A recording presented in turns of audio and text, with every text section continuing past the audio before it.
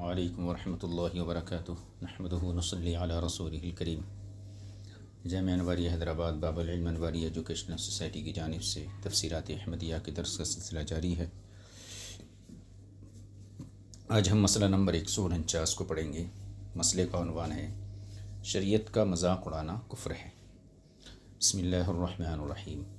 وَلَئِن سَأَلْتَهُمْ لَيَقُولُنَّ إِنَّمَا كُنَّا نَخُوضُ وَنَلْعَبُ قُلْ بِاللَّهِ وَآيَاتِهِ وَرَسُولِهِ كُنتُمْ تَسْتَهْزِئُونَ لَا تَعْتَذِرُوا قَدْ كَفَرْتُمْ بَعْدَ إِيمَانِكُمْ إِن نَّعْفُ عَن طَائِفَةٍ مِّنكُمْ نُعَذِّبْ طَائِفَةً بِأَنَّهُمْ كَانُوا مُجْرِمِينَ۔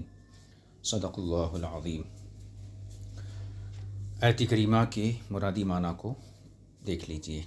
وَلَئِن سَأَلْتَهُمْ، اور اگر آپ ان سے پوچھیں گے، لَيَقُولُنَّ، تو وہ لازماً یہی کہیں گے، انما کننا نخوض ونلعب، ہم تو ہنسی مذاق اور کھیل بنا رہے تھے۔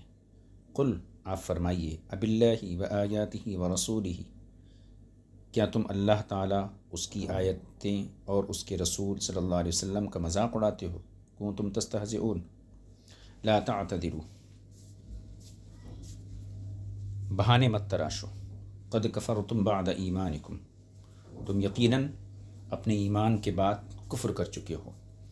ان نعفو عن طائفة منکم، اگر ہم تم میں سے ایک گروہ کو معاف کر دیں، نعذب طائفة بأنہم کانوا مجرمین، تو دوسرے کو ہم ضرور سزا دیں گے کیونکہ وہ یقیناً مجرم ہیں۔ یہ آیت کریمہ کا مرادی معنی تھا۔ اب اس کی تفسیر کی طرف توجہ کیجیے۔ روایت میں آیا ہے کہ منافقین کی ایک سوار جماعت جو اپنی سواریوں پر سوار تھے، نبی کریم صلی اللہ علیہ وسلم کے پاس سے یہ جماعت گزری۔ یہ غزوہ تبوک کا واقعہ ہے۔ تو آپس میں کہنے لگے، اس مرد کو تو ذرا دیکھو۔ اس مرد سے مراد حضور کی طرف اشارہ کرتے ہوئے، اس مرد کو تو ذرا دیکھو، کہتا ہے کہ میرا ارادہ شام کے محلات اور قلعے فتح کرنے کا ہے۔ یعنی حضور اکرم صلی اللہ علیہ وسلم نے چونکہ جنگ خندق کے موقع پر اس قسم کی پیشین گوئی فرمائی تھی، تو ان لوگوں نے حضور کا مذاق اڑایا اور کہنے لگے، ہائے کیسے ارادے ہیں۔ اللہ تعالیٰ نے ان باتوں کی اپنے حبیب پاک صلی اللہ علیہ وسلم کو اطلاع دے دی۔ آپ نے یعنی رسول پاک صلی اللہ علیہ وسلم نے انہیں طلب فرمایا۔ جب آئے یہ لوگ تو آپ نے ان سے دریافت کیا، پوچھا، کیا تم نے یہ باتیں کی ہیں؟ کہنے لگے، خدا کی قسم، ہرگز ہرگز نہیں، ہم نے ہرگز ہرگز ایسی باتیں نہیں کہیں۔ ہم نے تو آپ صلی اللہ علیہ وسلم کے اور آپ کے اصحاب کے بارے میں کچھ بھی نہیں کہا ہے۔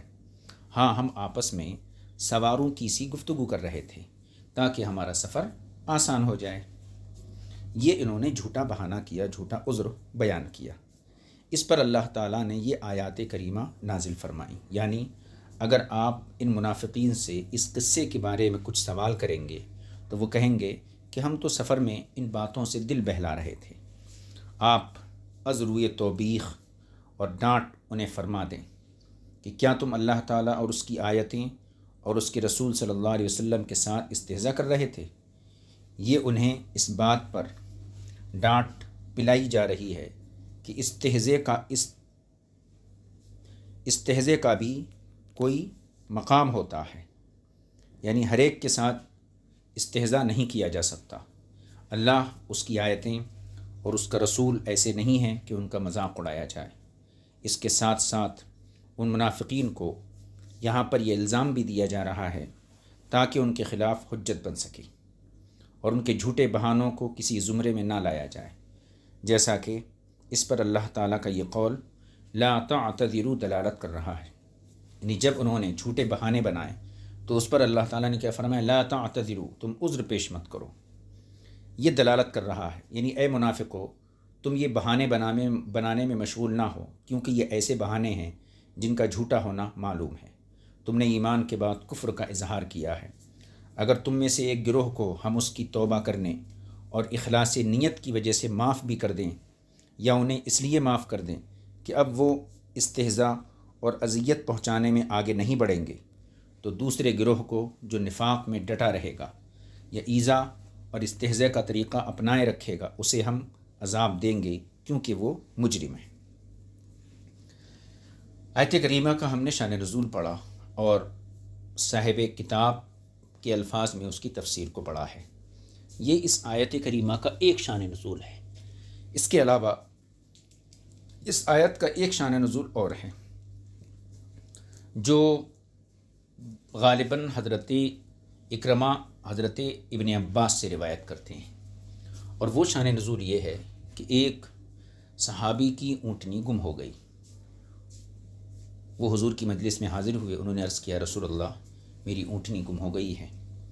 تو اس وقت مجلس میں جو ہے اہل ایمان صحابہ بھی تھے اور منافقین بھی تھے۔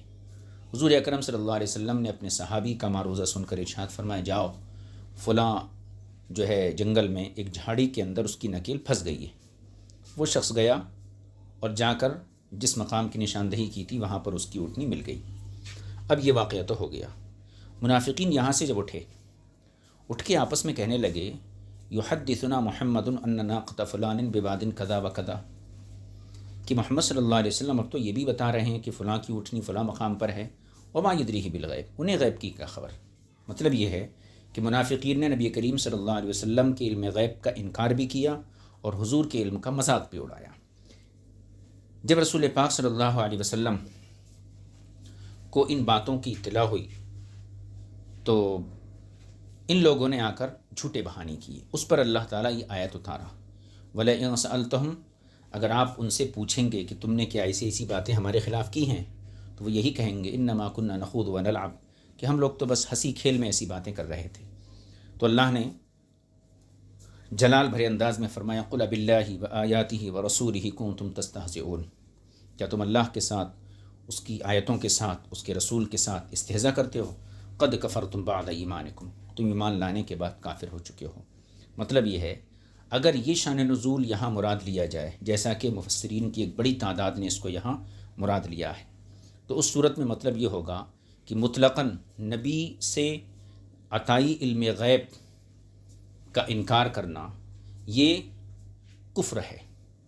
اس چیز کا ثبوت اسی آیت سے واضح ہوتا ہے، کیونکہ ان لوگوں کے اس عمل کو اللہ تعالیٰ نے جو ہے کفر سے تعبیر کیا، قد کفرتم بعد ایمانکم، تم نے ایمان کے بعد کفر کر دیا ہے۔ مطلب کیا ہے؟ انہوں نے کفر کیا کیا تھا؟ انہوں نے نماز کی وجوب کا یا اس کی فرضیت کا انکار نہیں کیا تھا، ارکان اسلام کی فرضیت کا انکار نہیں کیا تھا، کلمہ شہادت کا انکار نہیں کیا تھا، جنت و دوزخ کا انکار نہیں کیا تھا، کسی بھی اسلامی عقیدے کا انہوں نے انکار نہیں کیا تھا۔ انہوں نے اگر انکار کیا تو صرف علم غیب نبوت کا انکار کیا تھا، وما یدریہ بالغیب، انہیں کیا معلوم غیب کیا چیز ہے۔ تو گویا کہ مطلقاً انکار علم غیب پر قرآن نے انہیں کفر کا فتویٰ دیا ہے۔ تو اس آیت سے ہمیں دور حاضر کے منافقین کو سمجھنا آسان ہو جاتا ہے۔ جو حضرات مطلقاً علم غیب عطائی کا انکار کرتے ہیں وہ اپنے ایمان کو اس آیت کی روشنی میں دیکھیں کہ آخر ان کے دل میں ایمان ہے بھی یا نہیں ہے۔ بہرکیف یہ ایک شان نزول تھا جس کو ہمارے علماء نے، مفسرین نے اپنی کتابوں میں درج کیا ہے، وہ یہاں پر ہم نے افادے کے طور پر عرض کر دیا۔ اب صاحب کتاب کی عبارت کی طرف دیکھتے ہیں۔ ملا جیون فرماتے ہیں کہ آیت کریمہ میں ان نعفو عن طائفۃ منکم نعذب طائفۃ، نعفو عن طائفۃ منکم نعذب، یہ جو حصہ ہے جناب عاصم کوفی رضی اللہ تعالیٰ عنہ کی قرأت میں نون کے ساتھ جمع متکلم کا صیغہ ہے نعفو، لیکن انہی صیغہ جات کو یا کے ساتھ غائب مذکر کا صیغہ یعنی مبنی للفاعل یعنی مضارع معروف بھی پڑھا گیا ہے۔ تو نعفو یہاں جمع متکلم کا صیغہ امام عاصم کوفی کی قرأت میں، لیکن دوسرے قراء نے اس کو جو ہے یا کے ساتھ یعفو جو ہے مذکر کا صیغہ، مضارع مذکر کا صیغہ بھی پڑھا ہے۔ اس صورت اخیرہ میں یعنی اگر اس کو غائب مذکر کا صیغہ مانا جائے تو اس صورت میں ان کا فاعل اللہ تعالیٰ ہوگا، اور ایک قرأت میں تا کے ساتھ مضارع مجہول کا صیغہ بھی ہے تعفا۔ یہ آیت کے معنی کو دیکھتے ہوئے پڑھا گیا ہے۔ گویا کہا جا رہا ہے کہ کسی گروہ پر رحم کیا جائے، اگر یہ تعویل نہ کی جائے تو قیاس یہ چاہتا ہے کہ عن کی وجہ سے اسے تذکیر پر مذکر پر محمول کیا جائے گا۔ یا کیا جائے ہکذا قالو، اسی طریقے سے تفسیر بیان کی گئی ہے۔ آگے دیکھیے، تفسیر حسینی میں ان لوگوں کے نام بھی لکھے گئے ہیں جو مذاق اڑانے والے تھے، یعنی جو منافقین رسول پاک صلی اللہ علیہ وسلم کا مذاق اڑاتے تھے، تو ان کے نام بھی تفسیر حسینی میں لکھے ہیں، جو نام ودیعہ بن ثابت اور اس کے ساتھی ہیں، اور ان لوگوں کے نام بھی ہیں جو تائب ہو گئے، یعنی جنہوں نے توبہ کر لی اور انہیں معاف کر دیا گیا۔ ان میں سے ایک کا نام جہر بن جمیر تھا۔ تفسیر زاہدی میں ایک اور روایت بھی ہے جو اس آیت کے شان نزول کے بارے میں لکھی گئی ہے، وہ بھی روایت ہم یہاں پڑھ لیتے ہیں۔ ایک روایت تو ہم اوپر پڑھے، اور ایک روایت جو ہے میں نے عرض کی، وہ کتاب کے اندر نہیں ہے، تو یہ گویا کہ ملا جیون علیہ الرحمٰن نے دوسری روایت شان نزول کے بارے میں نقل کی ہے، اور یہ تفسیر زاہدی کے حوالے سے نقل کی گئی ہے۔ وہ یہ ہے کہ حضور سرور کائنات صلی اللہ علیہ وسلم عقبہ کی رات اونٹ پر سوار تھے، رات بہت اندھیری تھی۔ عبداللہ بن ابی سلول اور اس کے چیلے چپاٹے اکٹھے ہو گئے، اور ان لوگوں نے یہ منصوبہ بنایا کہ حضور سرور کائنات صلی اللہ علیہ وسلم کے راستے میں کھجوروں کے درخت سے نکالی گئی چکناہٹ سے بھرا ایک برتن رکھ دیا جائے، تاکہ جب آپ صلی اللہ علیہ وسلم کا اونٹ وہاں سے گزرے تو اس برتن کی چکناہٹ کی وجہ سے اس کا پاؤں پھسل جائے اور اونٹ ڈولنے لگے۔ برتن کا منہ بند کر دیا گیا۔ اسی طرح رسول پاک صلی اللہ علیہ وسلم جو ہے، ان کا مقصد یہ تھا کہ زمین پر معاذ اللہ گر پڑیں گے۔ ان لوگوں میں جہر بن جمیر بھی تھا، لیکن وہ ان کے اس مکر و فریب سے ناآشنا تھا، ساتھ میں ضرور تھا مگر اس مکر سے وہ بالکل بے خبر تھا۔ چنانچہ اللہ تعالیٰ نے اس تمام حالت کی خبر اپنے حبیب پاک صلی اللہ علیہ وسلم کو عطا فرما دی۔ یہی علم غیب کا ذریعہ ہے کہ وحی کے ذریعے اللہ قبل از وقت آنے والے حالات سے آپ کو مطلع فرماتا ہے۔ اسی کو اہل سنت و جماعت کی اصطلاح میں علم غیب عطائی کہتے ہیں۔ چنانچہ جب آپ صلی اللہ علیہ وسلم نے ان سے اس بارے میں دریافت کیا کہ کیا تم نے مجھے اذیت پہنچانے کے لیے اس قسم کی تدبیر کی تھی، مکر و فریب کیا تھا، تو کہنے لگے ہم تو کھیل تماشا اور مذاق کر رہے تھے۔ اللہ تعالیٰ نے ان کی معذرت قبول نہیں کی، صرف جہر بن جمیر کو معافی ملی کیونکہ یہ شخص مخلص تھا، اسے ان کے فریب کا علم نہیں تھا۔ تفسیر زاہدی میں مذکورہ شان نزول کا یہ خلاصہ تھا جو ہم نے ذکر کیا، اس پر یہ آیت کریمہ نازل ہوئی۔ اگر اس شان نزول کو دیکھیں تو مطلب یہ ہے کہ رسول پاک صلی اللہ علیہ وسلم کی ادنا بے ادبی انسان کو ایمان سے باہر کر دیتی ہے۔ اب ملا جیون کہتے ہیں کہ ہم نے اس آیت کو یہاں کیوں ذکر کیا ہے؟ فرماتے ہیں مقصود یہ ہے کہ آیت کریمہ اپنے ظاہری الفاظ سے، جو آیت کے ظاہری الفاظ ہیں، اس بات پر دلالت کرتی ہے کہ شرائع کے ساتھ استہزاء کفر کو واجب کرتا ہے، یعنی شریعت جو اللہ کی شریعتیں زمین پر نازل کی گئی ہیں، ان شریعتوں کے ساتھ مذاق اور کھیل تماشا کرنا، اس سے کفر واجب ہو جاتا ہے، کیونکہ اللہ تعالیٰ نے اس آیت میں کفر کو ان لوگوں کے استہزاء پر مرتب فرمایا ہے، یعنی ان کے استہزاء کے اوپر کفر کا حکم لگایا گیا ہے، جس کے الفاظ یہ ہیں قد کفرتم بعد ایمانکم، یہ ہو گیا۔ اسی طرح محی السنہ علیہ الرحمٰن نے ترجمۃ الاحکام میں اسے تفصیل سے ذکر کیا ہے۔ میں نے اس کے سوا اور کسی کتاب میں یہ استدلال نہیں دیکھا، اور نفس مسئلہ جو ہے کتب کلامیہ یعنی عقائد کی علم کلام کی کتابوں میں معروف ہے۔ علامہ سعد الملت والدین تفتدانی علیہ الرحمٰن نے اسے تفصیل سے بیان کیا ہے، اور یہ لکھا ہے کہ جو شخص اللہ تعالیٰ کے ناموں میں سے کسی بھی نام کا استہزاء یا تمسخر اڑاتا ہے، یا اس کے اوامر میں سے یعنی اللہ کے دیے ہوئے حکموں میں سے کسی حکم کا مذاق اڑاتا ہے، یا یہ خواہش رکھتا ہے کہ حضرات انبیاء کرام علیہم السلام میں سے کوئی بھی نبی نہ آتا، اور اس کا کہنا استخفاف یا عداوت کی بنا پر ہو، یا ایسے آدمی کے سامنے رضامندی اور خوشی سے ہنستا ہے جس نے کلمہ کفر بکا، یا کسی بلند جگہ بیٹھتا ہے اور اس کے چاروں طرف کچھ لوگ بیٹھے ہوتے ہیں جو اس سے مختلف مسائل دریافت کرتے ہیں، اور وہ ہنستے ہیں اور اسے تکیہ جات سے مارتے ہیں، یا کوئی شخص صرف بطور استخفاف ہلکا سمجھ کر کلمہ کفر کہتا ہے، اس کا اعتقاد اس کے قول کے مطابق نہیں، ان تمام باتوں سے وہ کافر ہو جائے گا۔